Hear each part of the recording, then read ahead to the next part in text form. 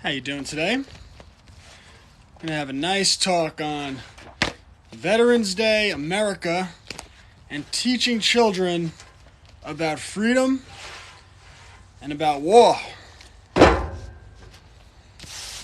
which is a sensitive topic, but it's something that's very important. And right now, I'm currently on a shadowing. Put it this way, my account's very hard to find for people right now because I do continuously fight for America. Hey Lou, leave that dog. And with Veterans Day here, it provides a great opportunity for me to talk about teaching children about America and specifically teaching them about war, because a lot of these issues are very complex, right? What do we teach our children about war? What do we teach them about the flag? What do we teach them about the national anthem? What do we teach them about the Pledge of Allegiance, right? Because all of these things have become, let's call them hot button issues, kind of divided by left and right. Hey, how you doing? And there is subtlety to them. There's nuance to them. They're complex. So I'm going to talk a little bit about my own journey and why I love freedom so much, why I fight so hard for freedom. As everyone knows, I teach homeschooling. I write children's books because to me, the best way to build a better America is to start with personal responsibility, putting family first, and educating our children, raising our children, taking control of their education. Sorry about the dog next door. So that they grow up understanding what it means to be free, understanding what it means to, or what it requires to maintain your freedom. Because, Marine Princess, how you doing today? Because if the last 2 years have taught us anything, it's that freedom certainly isn't free, which is why I end every one of these streams with freedom isn't free, and I'll be back to earn it tomorrow, right? So I wanted to talk a little bit today about my own experience and my relationship with America, because truth be told, I'd like to tell you that it's always been flowers and butterflies, but I've gone very much back and forth. My daughter and I are sick. All right, well, sit back, relax, cut out the sugar, cut out the dairy, lots of vitamin C, get some sunshine if you can, and you'll do quite all right. They won't tell you that on the news. They'll tell you that you need to be poked and prodded with things in order to get healthy, but allegedly, could it be there are other ways? So, growing up, I was taught to love America. My father was a United States Marine, and we're going to get into what we teach our children. My father, United States Marine, volunteered to go to Vietnam on his 18th birthday. His father, United States Marine, touched down in Japan in World War II. I still have a big samurai sword in my parents' house, so my father does, that my grandfather had brought home, and allegedly could have been on my new YouTube channel, my new talk channel, Cubs to Bears, which everyone should follow. There could be a katana sword sighting over the weekend, because when they shut down my account, now I have to go to theatrics to build it back up, so I will. I'm a little excited to film it. But, so I grew up, I was taught, you love America, right? My father, to go to war, to risk everything, right? You risk your life, you risk your body, soldiers have their limbs blown off, people die. War is, sorry about the dog next door, it's driving me crazy. Shut up! Hey, that worked. Oh, all right. Told the dog next door to shut up. And generations of Americans have done just what my father did, just what my grandfather did. Now, I understand people say, well, a lot of these wars have started based on lies. We're going to get into that. But the point is that 18-year-old who volunteered to go to war and went overseas did so because they were willing to lay everything on the line for at least for their perception, to protect freedom and liberty and democracy. And all of us should tip our caps at a person who shows that type of courage. And growing up, my father talked to me a lot about the flag and what the flag meant to him. Because when you grow up in a military family, you know that when a soldier is killed at war and they're put in a casket, they drape the flag over the casket, and then the soldiers carry the flag. And that's why the flag is such important symbolism to Marines. And that's why the great dividers, the people that try to control us, when they want to create that left-right paradigm, what they do is they use sporting events. They use the theater, right, the Roman Colosseum, to get some of the athletes to stand against the flag, right, which is a great insult to the veterans, those right-leaning kind of patriotic Americans. And then you create that battery of how dare you insult the flag, and then you tell the people on the left side of that paradigm, no, that flag, that doesn't represent your freedom. That flag represents your oppression. So really, when you have a flag in the left-right paradigm, you have two groups of people operating under different definitions. And that's why definitions are so important. Because people on that right side of America, they see the flag and that represents freedom, liberty, democracy. And people on the left side of America, or at least some of them, you get what I'm saying, they have been conditioned to believe that flag represents the opposite, oppression, the removal of their freedom. What a battery to create. What a great way to divide people. And of course, I tend to look at things with an objective mind, and I see the way that the so-called, the controllers, the people that attempt to control us, use an issue like the flag to drive a wedge between Americans, create that divide. And then if you read books like Edward Bernays, Propaganda, every child should read that. The way you control a population is you divide them into small groups.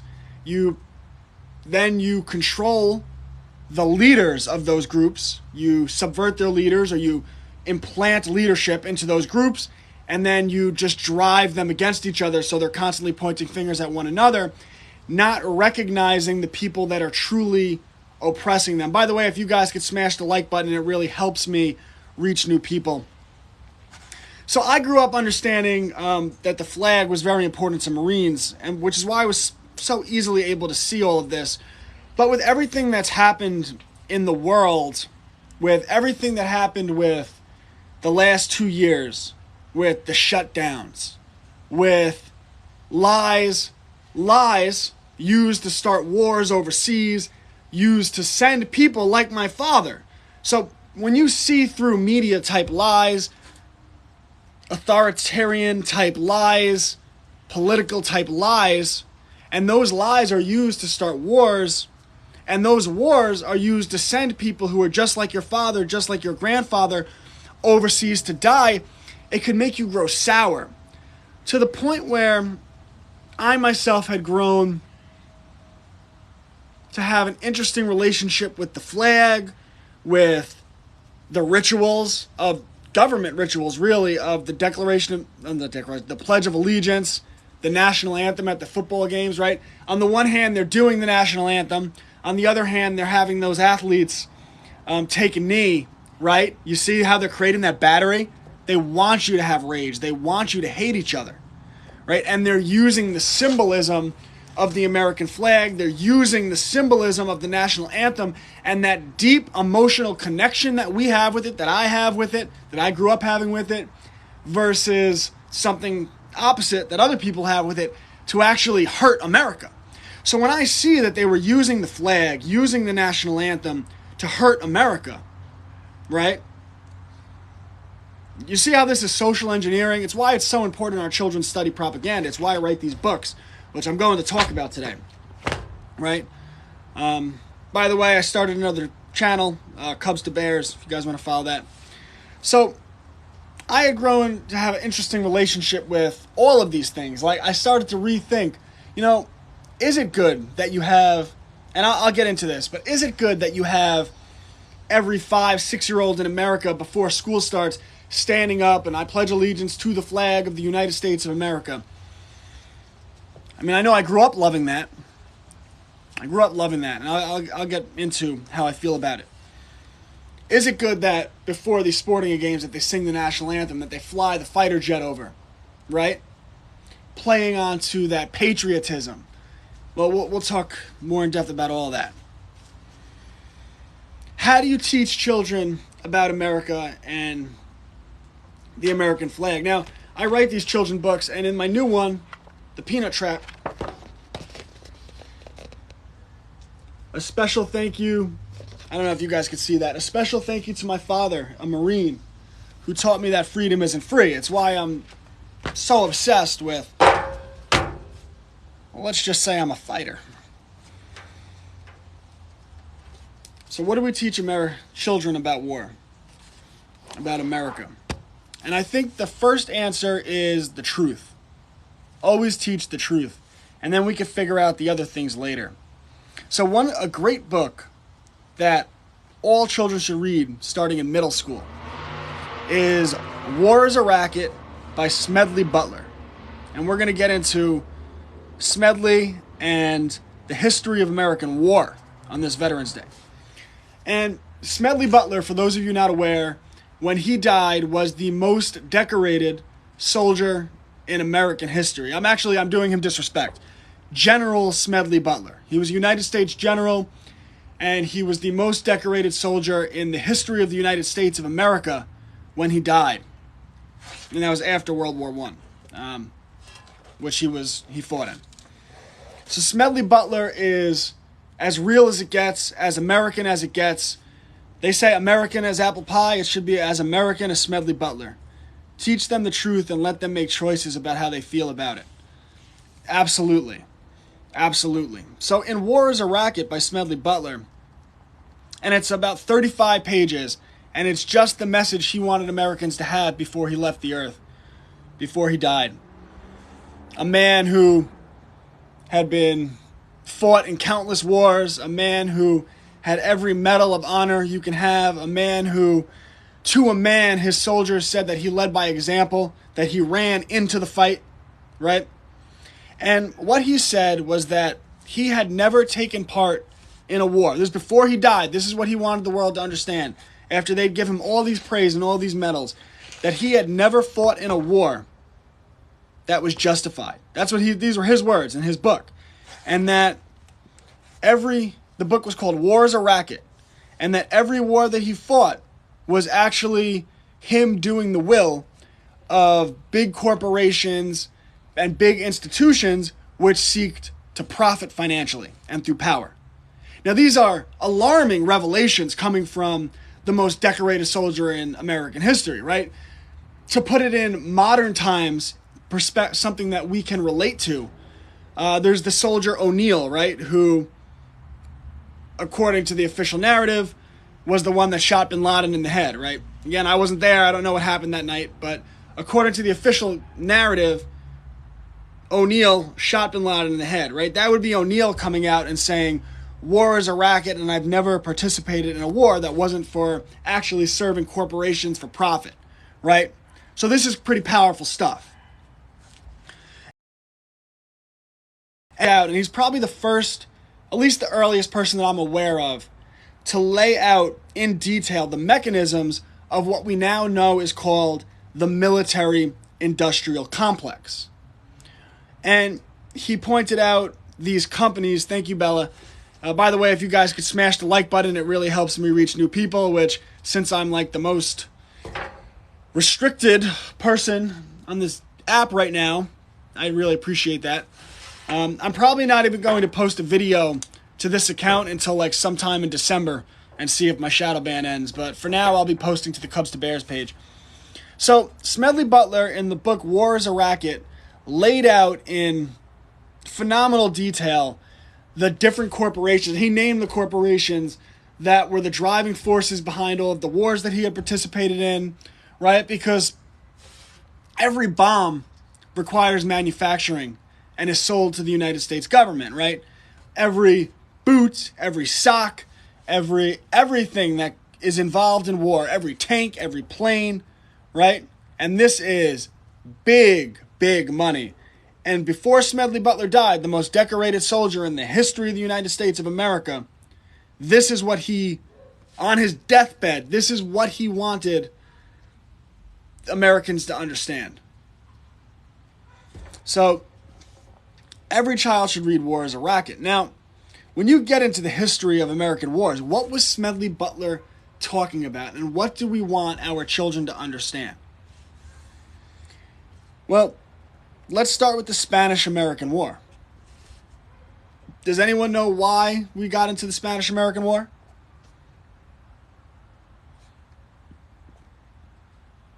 Because like most wars, it starts with a fabrication, right?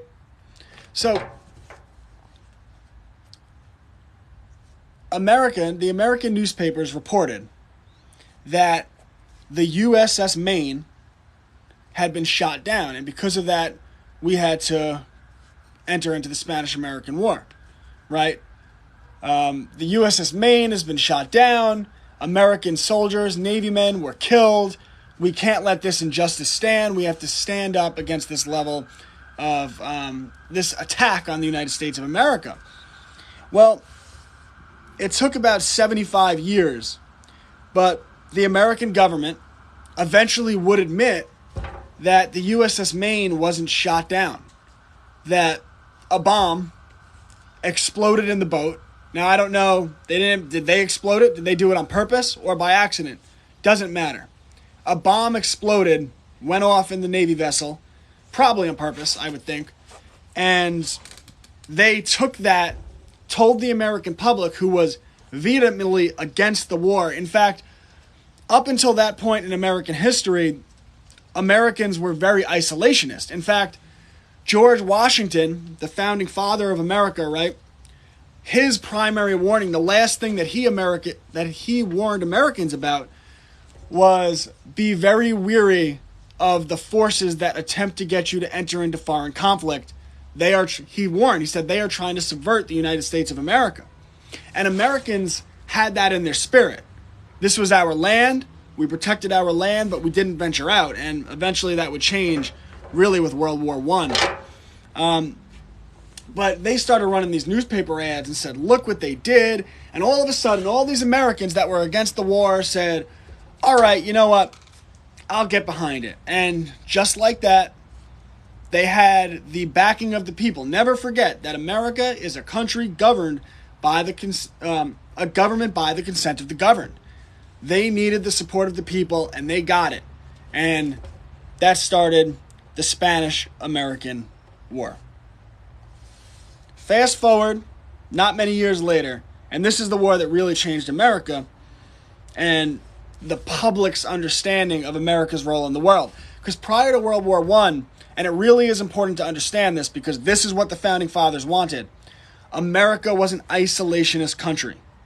You defend your homeland, you don't venture into foreign wars. But after World War I, they had convinced the people of America that there were all these threats abroad that could become threats at home. So because of that, America had to intervene throughout all these wars. And if you want to understand the financial problems in America and everything going on, you just have to, well, anyway, that's a talk for another day. But, so, World War I, you got England and Germany facing off, and then a bunch of other countries join in. We need to worry about ourselves and fix America. That's right, we need to worry about ourselves because we have problems. We only have problems because so many Americans have bought into the nonsense, right? So, World War I, you have a fight going on across the big pond. And the American people, again, were vehemently against getting involved in the war. In fact, why would America be involved in that war? What reason would America have to be involved in World War I? Archduke Ferdinand was assassinated in Austria-Hungary. Okay. Nonsense machines. Well, the American public was against the war because any reasonable person would be. Overwhelmingly against the war. Well, the powers that be which were controlled by the banking money, J.P. Morgan, the man, not the institution. We know J.P. Morgan, the institution, but J.P. Morgan, it was actually Junior, was one of the most powerful bankers in the United States of America. He had banking ties to the Rothschild family, because you don't become one of the most powerful bankers in the world without having ties to these families. They were old money in Europe. So, that's right. So they were old money in Europe. Well, the bankers wanted America in the war. So they controlled the politicians, so no problem. They got the politicians to put armaments in commercial vessels, send those armaments overseas to Britain. Well, if you're Germany and you're at war, can you allow that? Can you allow guns and bullets that are going to be used to kill your people to be shipped? And again, for anyone, because I know we look at it through our eye, you have to look at it through your eyes. If another country, if you were at war with England and Germany was shipping, you get the point. If we were at war with England and Mexico started shipping bullets and guns to them overseas, what would we do to those ships? Well, Germany took out newspaper ads. Germany attempted to take out newspaper ads in the biggest newspapers in America. But the bankers, J.P. Morgan, saw that they were trying to do this, and he actually purchased, he had a think tank get together, and he purchased what he believed to be the 25 biggest, most influential newspapers in the United States of America. And he blocked Germany's newspaper ads from getting out to the American public. And we know this because one of the ads got through. Germany was taking out newspaper ads to warn the American public, to tell them, do not board these ships. We are going to shoot them down. So Germany attempted to take out newspaper ads to tell the American public, don't board these commercial vessels going to England. They have armaments in them and we're going to shoot them down. And of course, Germany didn't want the American public to get angry about this because they didn't want America in the war, and they knew the bankers were trying to get America into the war. Well, Germany shoots down the Lusitania, filled with armaments, and then J.P. Morgan takes those very same newspapers. Could you believe this attack on our freedom? We have to go overseas and protect freedom and protect democracy, right? And America gets behind the war, World War I, right? And World War I really, it changed the American mindset. So all of a sudden, and of course they did this is why you have to study propaganda. And this is when I talk about Edward Bernays, he was the mastermind behind this propaganda, right? So you had the Hun, right? The German people depicted as monsters, right? Now, if you look at any war America fights, right? The war on terror, right? These are terrorists, right? They're always depicted as monsters, because if you want to convince a population to be in agreement with going overseas and killing people that they don't know, right? I mean, it's been normalized to us, but this is a profound concept, right? To be okay with going across the world to kill people you've never met. People with wives and mothers and fathers and brothers and sisters and aunts and uncles and children, right? You better be right if you're doing that. And that's why, like, Americans who are so gung-ho for some wars, like, you better be right when you support these wars. And I'm not anti-war. Sometimes war has to be fought, okay? We'll get into that. But you better be right. So all of a sudden, the American mindset changed because they rolled out this propaganda. We were attacked with the USS Maine. We were attacked with the Lusitania. Neither one was true. We were never attacked. Right? Think about that. Then they roll out this propaganda, the Hun, the monsters, they're RAPing women, they're killing children, right? This is all of these narratives. And the American people, their mindset changes. Yeah, this intervention, this isolationism, this doesn't work. What we need to be is an interventionist country. And of course, it's that interventionism which would ultimately lead to the American economy being destroyed, right? Because every time America has gone to all of these wars, the bankers get carte blanche to print money, trillions and trillions of dollars that go into this military-industrial complex that Smedley Butler warned about in his book, War is a Racket, that all children should join. Every time I join your video live, it stops. I hope that's not part of my shadowing. Whatever. It is what it is. So, right? So, the banks get carte blanche to print all of this money. And of course, they're usually funding both sides of these wars. And that's how the whole world gets into debt, right? And that's why they wanted to get off. Yes, Marine Princess has it down. But apparently my Cubs to Bears page is allowed to operate. So I'll grow that. I'm not... Whatever. It is what it is. You know, that's life, people. And I've been laying out an entire social media strategy, so I will be spreading my tentacles, so to speak, to all these other platforms. Instagram, Classical Learner Today. I don't know who runs the Panda Bear on Instagram, but they are hilarious, and I don't know, you guys should definitely follow them. But Gab, I found out that Gab actually has advertising, so I could do some advertising on there. Because I need to reach families to preach homeschooling, right? I opened a Pinterest account, and I think I'll be bringing people on to actually assist in my social media. So, but anyway, I'm not too worried about it. I feel great about it. So, everything, when the devil throws you out of hell, it's a gift, right? So, when what's happened to me in the last 2 weeks happens, that's God communicating with me. It's saying, listen, there are trials, there are tribulations that you haven't foreseen that are coming. And you need to look into these other avenues to strengthen yourself and make yourself more anti-fragile. And that's what I've been doing. I've been becoming more anti-fragile, right?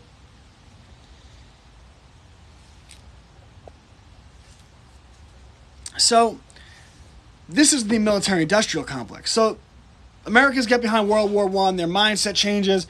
Then World War II, it's really easy to get Americans in, right? Americans were actually still against World War II. They didn't want to get involved in World War II because they remembered how horrible World War I was. Well, Pearl Harbor happened. Why did Pearl Harbor happen? Again, they attacked us.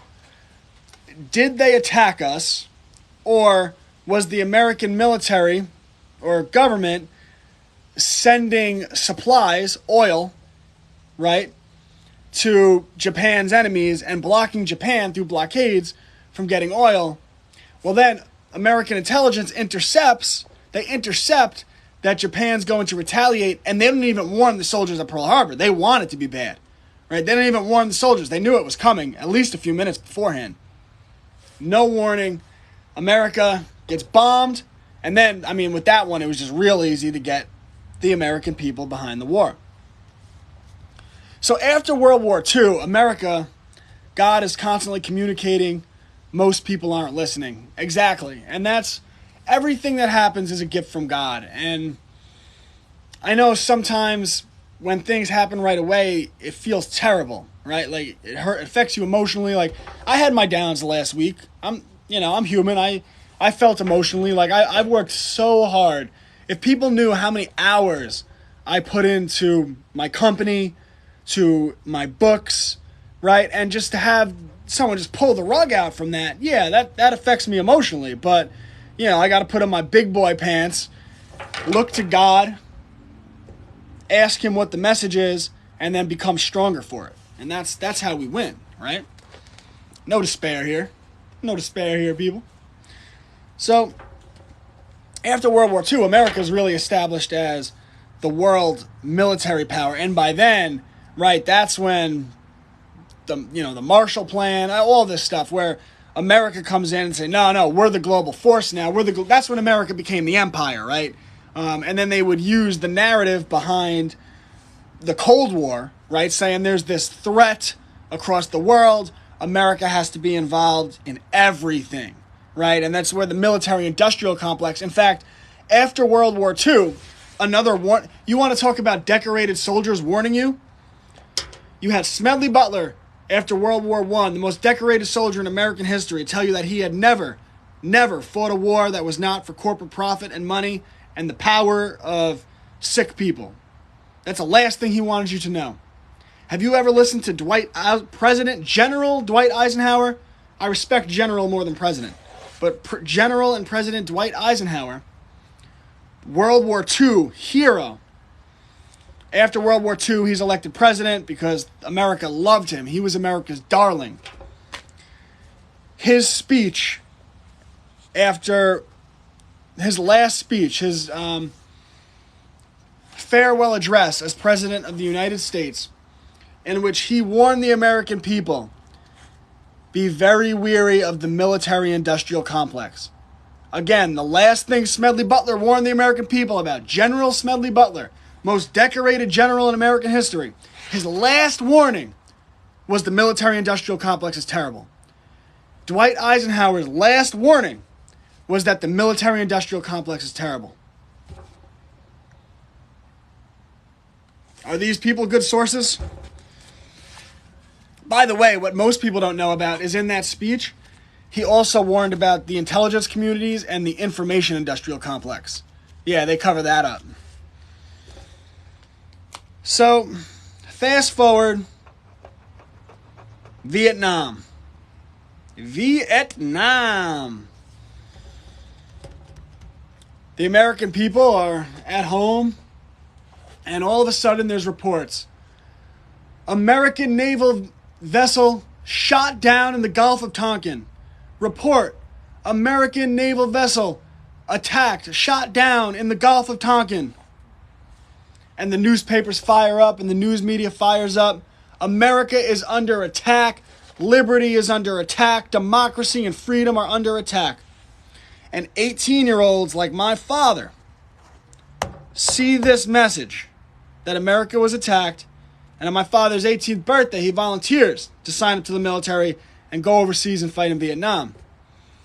Well, years later, I think Robert McNamara, who was the American Secretary of State, that was Hillary Clinton's prestigious position before she ran for president, Secretary of State, would admit that the Gulf of Tonkin attack never happened, that the American ship was never attacked in the Gulf of Tonkin, and that lie was used to get Americans to support the Vietnam War.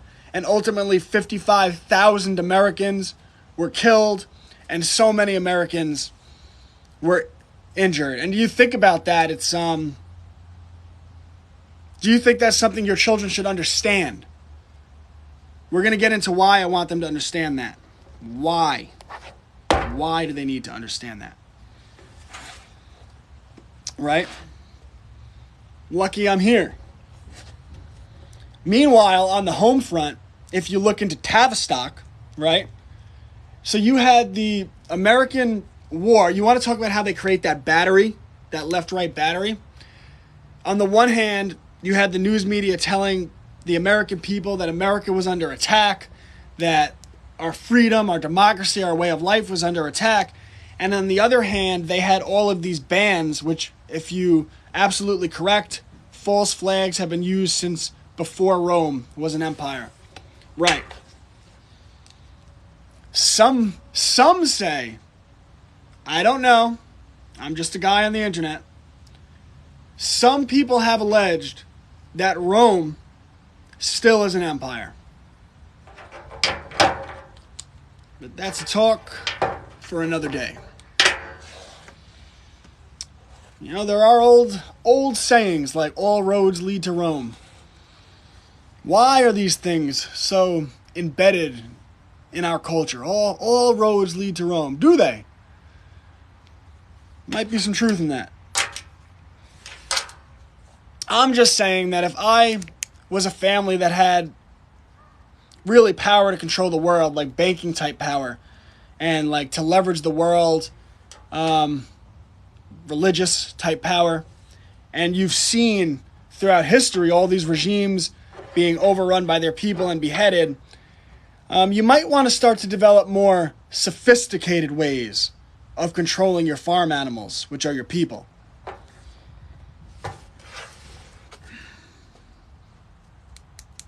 Just when you think you got it all figured out, you're wrong. You keep that in mind, Gunny. Shooter. It's one of my favorite lines in a movie. You think you got it all figured out? You're wrong. You keep that in mind. We live in a world of deception. We live in a world of spellcraft. Power is not brute force. Power is coercion. Power is subversion. We live in the world of Central Intelligence Agencies and Federal Bureaus of Investigations, right? We live in the world of MI6 and Mossad, right? Power is deception.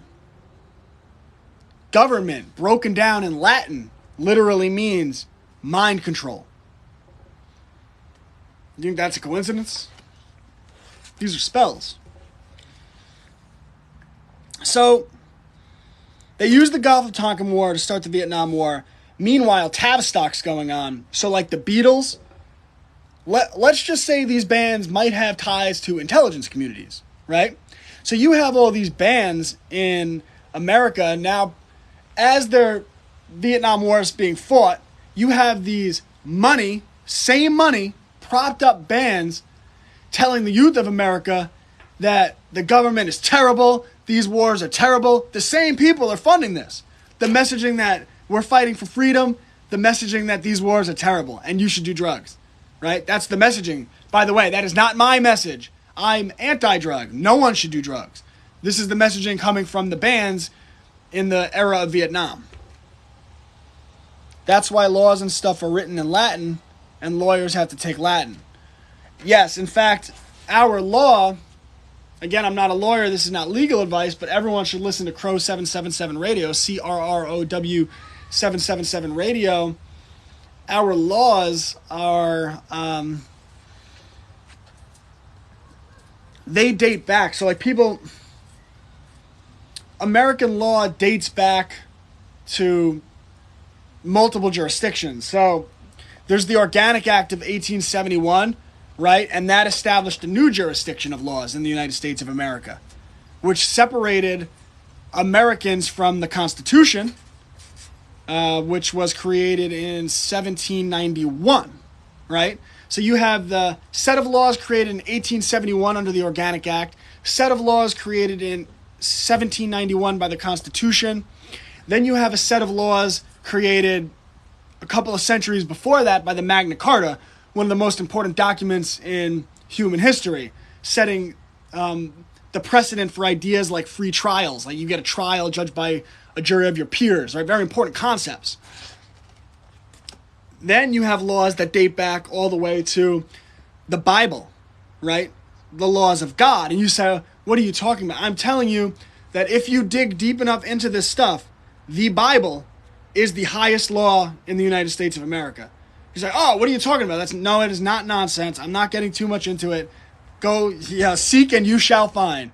But like I said in my stream the other day, I know people that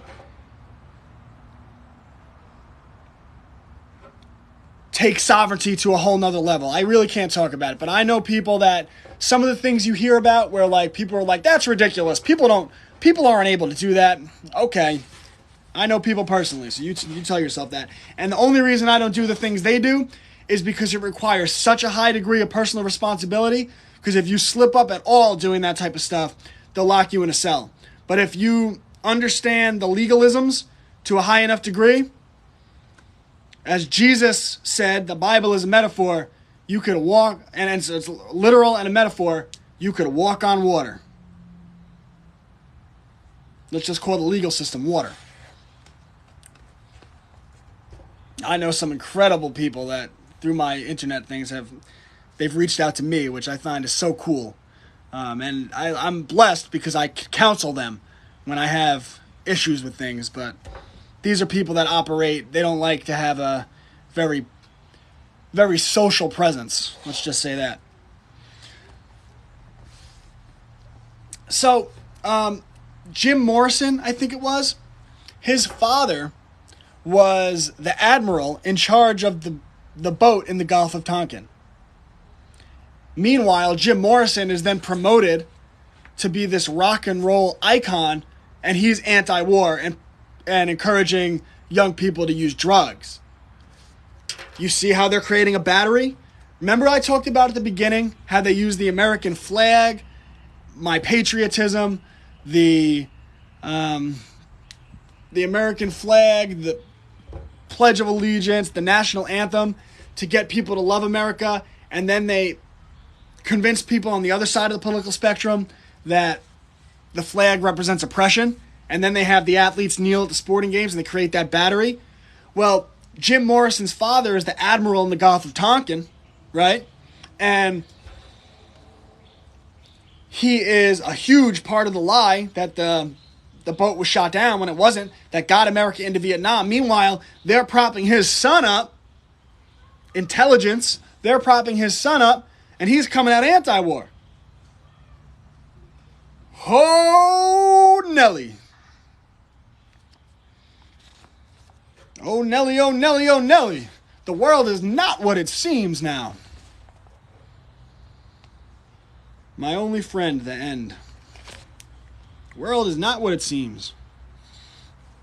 So you fast forward to the 80s, right? All of a sudden, America needs to get involved in the Middle East. Well, how do they do that? Well, they have a young girl. I forget how old she is, maybe between 9 and 13. And she testifies in front of Congress, and she's crying that Iraqi soldiers in Kuwait took babies out of incubators, put them on the floor, and left them to die. And she's crying. America cried with her.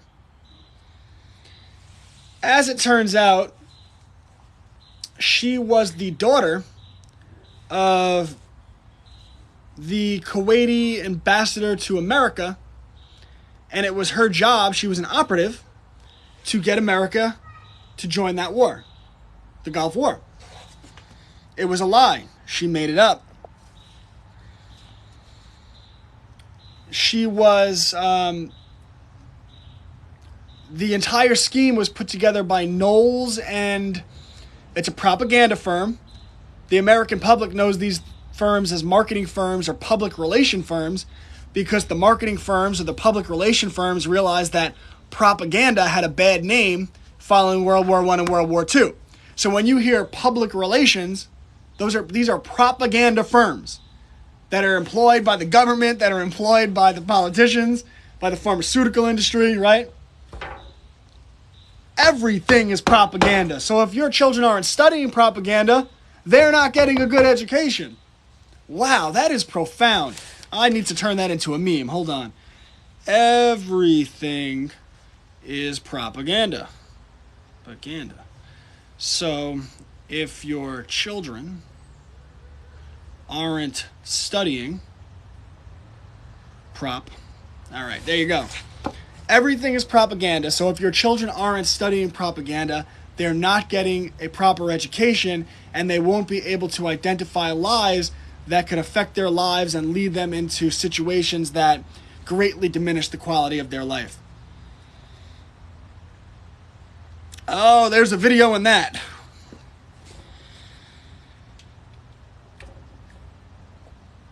So they used the Gulf of Tonkin lie. They said, look at these babies they left on the floor to die. Knowles and whatever the propaganda firm is. You Google it. Forget the name of it. Is behind it, and boom. America's in the Middle East. Gulf War. How many Americans died? How many children died? Now we fast forward to September 11th. 2001. What happened on that day? Well, here's what I can tell you. That according to the official government narrative, this is the official government story, Middle Eastern terrorists, By the way, I love how they, you know how they create monsters? I love how they get the public to turn on Muslims. Right? They say Muslims are doing this. Muslims are doing this. Like when Mexicans walk across the border, they don't say Christians are coming across the border, right? All spells. All spells. Make a meme that says, your kid's learning about propaganda because mine are, and then put a link. Make a meme that says, your kid's learning about propaganda because mine are, and then put a link to this video. I'm going to screenshot that. That's another good idea. Majestically Awkward, how you doing? Happy Thursday. Having a great Veterans Day talk on the history of American war and how we teach our children. So, 9/11, according to the official government narrative, hijackers funded by powerful people in Afghanistan were able to hijack planes, fly them with precision accuracy into high-rise buildings in New York and into the Pentagon, even though there's no videos of the plane hitting the Pentagon, which is interesting because it's the Pentagon. It is the base of military operations for the most powerful military in the history of the world, and a plane hit it, and there's no videos. It is the base of military operations for the most powerful military in the history of the world, and a plane hit it, and there are no videos. It is the most powerful military base in the history of the world, or it is the military base of the most powerful military in the history of the world, and a plane hit it, and there are no videos. I can't repeat that enough.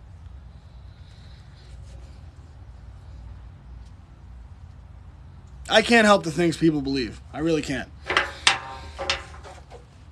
So, terrorists funded by people in Saudi Arabia. So the American response to that was to go to war in Afghanistan, which strategically gave America and their corporate military-industrial complex interest control of the poppy fields in Afghanistan. Have you guys heard of the opioid crisis? How much power does the pharmaceutical industry have in America? But that's just one industry. Then we were told that there were WMDs in Iraq, and that Iraq was somehow linked to 9/11, even though it was funded by Saudi Arabia, who we continue to sell weapons to this day. We still sell them weapons to this day. Billions of dollars of weapons, never stopped. Funded by Saudi Arabia, and no Iraqis were involved. So we were told that they had weapons of mass destruction, and that guy, Saddam Hussein, was really bad. And these, the head wraps, they're bad. That's what we were told. And we went to war there, and 500,000 people died. 500,000 people. 500,000 human beings who had nothing to do with anything. Women, children, and courageous men, not terrorists, defending their homeland. By the way, the American soldiers were also courageous because they were under the spell of the WMD's lie. They were told they were fighting for freedom and liberty. But you see how you always have to demonize your opposition? This is the history of war. This is the history of America's wars. Of course, they later admitted, the government, that there were no weapons of mass destruction in Iraq. How much debt is America in because of all these wars?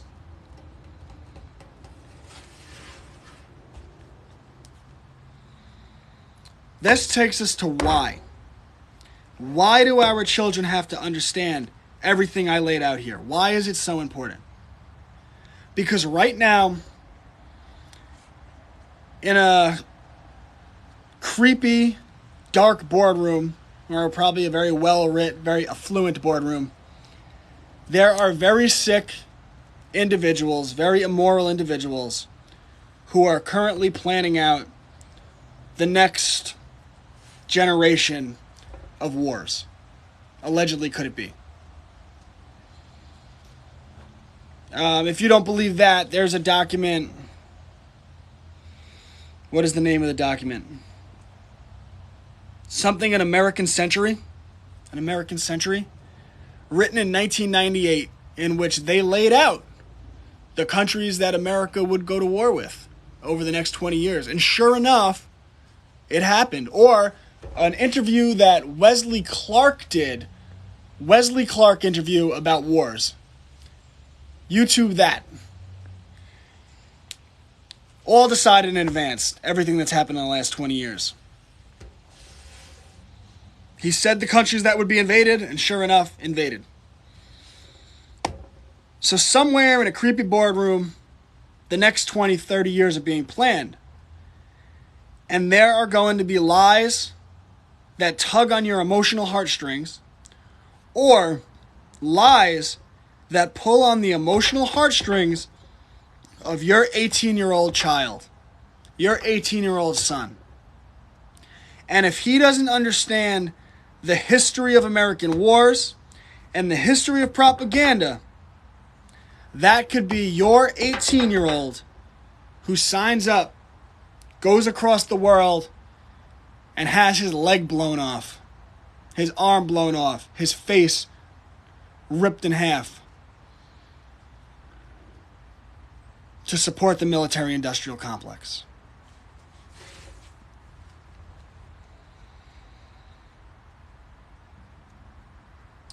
I post these videos on a delay. I say a day, but it's probably about a week behind. But to the Classical Learner YouTube page if you want to watch them. So please, after I post it, share this with people. People need to understand these concepts. It's very important. Now, can war be justified? Let me just read what Marine Princess had to say. Yes, we all need to start reading. I need to read more as well. Reading is power. That's why the number one objective of early childhood reading is I don't care what your children are reading. They need to love reading. Just let them read stuff they love, because a child who develops a love for reading and does it every day will become a person who's a very capable learner, right? Because I didn't know all this stuff. I put years of reading and research into these things. And yes, I have a background in, right? I have a bachelor's degree in history education, right? But they didn't teach me real history. I just used that tool and I turned it against them, right? That's because without real cause, most people don't want to, right, KILL, each other for no reason. In fact, we naturally don't want to do that. Unstable connection, lost connection. We don't want to go across the world and hurt each other. And that's why they have to do these propaganda campaigns. They have to convince you that a person across the world is very bad. It's the same reason why they have to convince Americans, right? How they use these division tactics. They have to convince you that your neighbor, because of an immutable characteristic or something of that nature, they have to convince you that your neighbor hates you or that you should hate your neighbor, right? They have to convince you that people that aren't capitulating to a certain type of medicine-oriented tyranny right now, right, they have to convince you they are very bad people. They dehumanize. They have to dehumanize. So all of this propaganda that you see all the time is to dehumanize. And that's why I've read the Quran, right? And it's a beautiful document. And the farmer who, I have to be very careful how I word things, because I talk about uniting, but apparently it gets me banned. So that's why I know that there's people in Afghanistan and Iraq and all over the Middle East that are farmers, that are religious people, that are beautiful people, that look to God, who are much more like me than they are different from me. That yes, they have different cultures. Yeah, people have different cultures. And for us to look at their culture and say it's backwards, Look at American culture right now. How could we possibly judge someone else's culture? Look at look at our music. Look at what's on our television. I'm trying not to, you know what I'm talking about. It's disgusting. Imagine being them looking at us and then seeing that we send our young people overseas to try to conquer their land and drop bombs on them. What do they think of us? That's why, it's so funny when you hear people they hate us for our freedom. They don't hate you for your freedom. Look at what we do. Look at our sins. And that's why, when they say, God bless America, this is why I have a funny relationship with all this stuff. God doesn't bless this. Don't bring God into this horror. God doesn't. The President of the United States drone striked 8 children a few months ago. A big machine in the sky wrongfully dropped a bomb and killed 8 children. What are their names? Who could tell me their names? Find me one American that could tell me the names of the 8 children that were droned. It is abhorrent. It is disgraceful. It is despicable. These are children with fingers and hands and arms and legs and feet and toes and eyes and love and God's divinity. God doesn't bless that. But God does bless the idea of America, the founding principles of people being generally free to have free will, to speak, to gather, to worship. God does bless that. And that's why I have such a torn relationship with all this stuff. But what I realized when I moved from Long Island to North Carolina, and I spoke with an amazing neighbor of mine, a Marine gunnery sergeant, 20 years overseas, and I saw his love for the flag, and I was talking to him, and he was talking about how he's done what he's done, not just for the bad people and the bad corporate interest, and not just the people that hate America and try to people it's just as disgusting the people that are I hate America. Get out of here then. He does it for those principles. He did everything he's done were for those principles. And when I saw him be that way, it made me rediscover my love for the flag, because those corporate interests, they don't get to define what my flag really is. My flag represents 1776. My flag represents freedom of speech, freedom of religion, the right to assemble, the right to protest, the right to speak truth without being silenced. Anyone who follows me that sees that I've been silenced, it's abhorrent.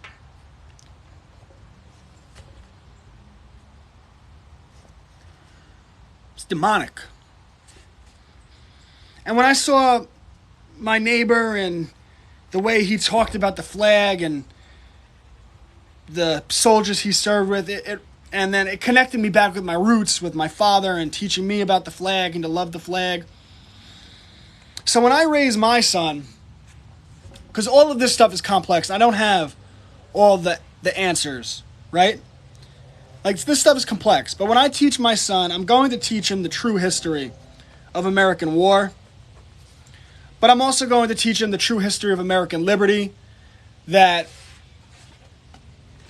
the American colonists felt they weren't properly represented, that they didn't have proper say over their own sovereignty, that they didn't feel that they had the freedom of speech, that they weren't allowed to freely practice religion, that the government could force soldiers to live in their house with them, just really disgusting things. And that Americans stood for something, and they stood for liberty, and they stood for their fellow man. And I understand, oh my God, the founding fathers weren't perfect. Yeah, I know. And they were Freemasons. Yeah, I know. Listen, I'm well aware of all this stuff. But I know they did a lot of good things.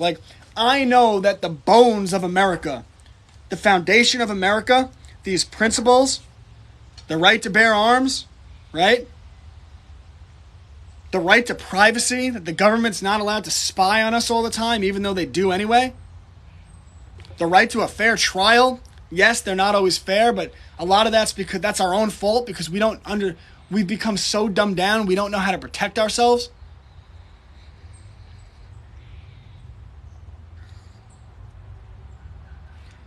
Do you know a man who hires a lawyer legally is considered by the court as an imbecile legally?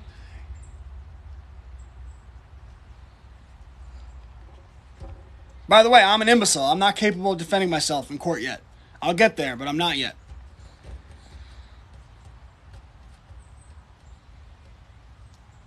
So I'll teach my child the Pledge of Allegiance, but I'll teach him what the flag means to me. The flag, I'll link it to the Constitution, not to foreign wars. I'll teach him the national anthem, and we'll stand for the national anthem, put our hand over our chest, take our heart down. But I'll teach my son that national anthem represents freedom of speech. It represents freedom of religion, the right to gather, the right to protest. It represents freedom, not war. But I'll teach my son these things because they are important. We are the American nation, and nobody gets to take that away from me. No one gets to take that away from my father or my gunnery sergeant neighbor because of the things they've done. They don't get to take away what America means. They don't get to take that flag from us because they subverted it. I subvert their subversion. That's what I spend my life doing. I subvert subverters. You subvert the education system. I teach people how to homeschool. You subvert children's education, and I write The Peanut Trap. I write The Bear from Jekyll Island. I write Free Speech, Social Media Censorship, and the First Amendment. I write The Right to Bear Arms. I write Operation Mockingbird and the Church Committee to teach children about the congressionally documented history of fake news. The congressionally documented history of fake news. The congressionally documented history of fake news. And I write books about morality, like Good Bears Always Tell the Truth. If power is intelligence, if power is subversion and influence and manipulation, then it is the job of those who wish to defend liberty to subvert the subverters.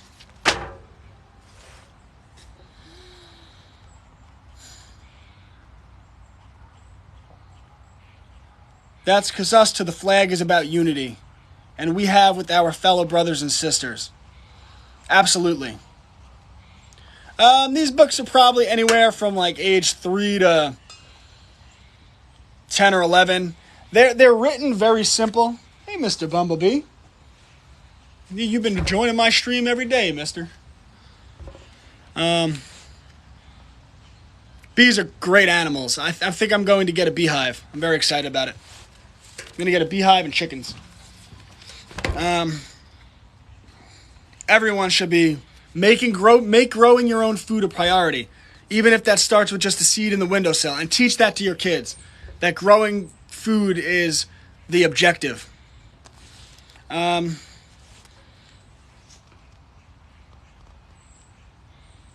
So just keep in mind that when they pull off their theatrics, like the NFL stuff where like some of the athletes are kneeling and don't buy into the outrage. Understand what it is that they're trying to create, that battery, right? And understand with all of these topics, these hot button topics, they're just trying to create a battery where basically you're watching a different movie than your neighbor, right? So if the flag means one thing to you and it means the exact opposite to your neighbor, they know they can put that flag in between you and boom, boom, boom. And that's how you gain power. All right, guys, if you want to join my private homeschool community, it's Homeschools Connected. $10 a month, promotion code TOGETHER. You get access to me, my curriculum research, and the community. If you, Classical Learner Today on Instagram, Classical Learner on YouTube. I do parent consultations through my website. Growing is the objective. I'm going to make that into a shirt once I get my heat press in December. That's awesome, and I'll be the first one to promote it. So that is really cool. So, all right, guys.